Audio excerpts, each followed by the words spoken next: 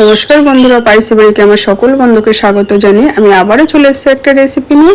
রেসিপিটি হলো আইসক্রিম, কাঁচা আমের আইসক্রিম। বন্ধুরা লাইক দিয়ে ভিডিওটি দেখবেন। চলুন বন্ধুরা দেখে নিয়ে যাক আজকে আমি কাঁচা আমের আইসক্রিমটা কিভাবে তৈরি করি। সবার আগে বলি, 4টে কাঁচা আম নিয়ে নিয়েছি।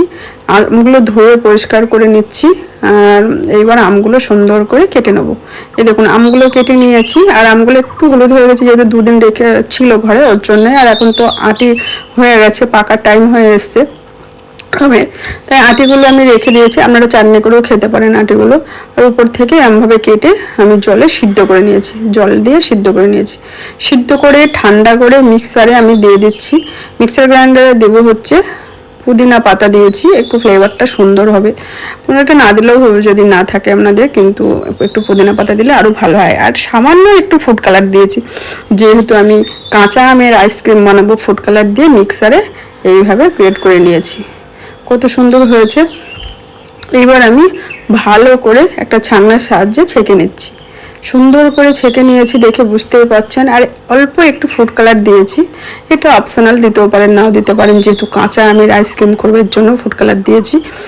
আর দিলাম হচ্ছে বিট লবণ। আর সব থেকে যেটা দিলে আরও ভালো হয় আইসক্রিমটা, জলজিরা। এটা কতটা সুন্দর লাগে আপনারা ভালোভাবেই জানেন। এবার দিলাম হচ্ছে চিনি, মিক্সারে একটু গ্রেট করে নিয়েছিলাম, চিনি দিয়ে দিলাম। সমস্ত কিছু দিয়ে ভালো করে আমি এবার ঘেঁটে নেবো। আর দেবো হচ্ছে একটু জল, যেহেতু প্রচণ্ড গাঢ় হয়ে গেছে দেখে বুঝতে পারছেন। এবার জল দিয়ে দিলাম। জল দেওয়ার পর ভালো করে সুন্দর করে আমি এইভাবে গুলে নিয়েছি। এই দেখুন কত সুন্দর মিক্স হয়ে গেছে। আমার পুরোপুরি রেডি হয়ে গেছে আইসক্রিম তৈরি করার জন্য। এই দেখুন কত সুন্দর লাগছে না দেখতে। এইবার আমি আইসক্রিম যেটাই বানাবো, এই দেখুন এটার মধ্যে আমি একটু আইসক্রিম বানাবো।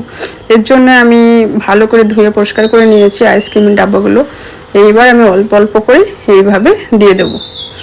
অনেক বন্ধুরা লাইক দিতে ভুলে যান, অবশ্যই লাইকটা দিয়ে ভিডিওটি দেখবেন। আর এই গরমের দিনে কি বলেন তো, এরকম যদি আইসক্রিম ঘরে তৈরি করে খাওয়া যায়, আর এখন তো আম পাওয়াই যায়, দারুণ লাগে কিন্তু। চলুন বন্ধুরা আমি আইসক্রিমগুলো এইভাবে সব দিয়ে দিই। এই দেখুন দেওয়া হয়ে গেছে। এইবার আমি আইসক্রিমের কাঠিগুলো দিয়ে দেবো। আইসক্রিমের কাঠিগুলো দিয়ে, যেহেতু আমি রাতে বানাচ্ছি, রাতে এইভাবে দিয়ে সারা রাত আমি রেখে দেবো। কালকে সকালে যেহেতু একটু যে রোদ বার হবে 10টা-11টার মধ্যে, তখন খাবো, দারুণ লাগবে। আর আমি রাতে বানাচ্ছি এইভাবে। এই দেখুন চলে এসেছি সকালের দিকে, এই 10টা-11টার সময় আমি আইসক্রিমগুলো খুলছি। এই দেখুন কত সুন্দর হয়েছে, দেখেছেন? এইভাবে যদি বাড়িতে আইসক্রিম তৈরি করে খাওয়া যায় না, দারুণ লাগে। বন্ধুরা ভিডিওটি কেমন লাগলো অবশ্যই কমেন্ট করে বলবে। আর যদি আমার আইসক্রিমের রেসিপি ভালো লাগে থাকে বন্ধুরা, লাইক করবেন, শেয়ার করবেন, কমেন্ট করবেন। পাশে থেকে যে বেল আইকনটা আছে অবশ্যই ক্লিক করে দেবে।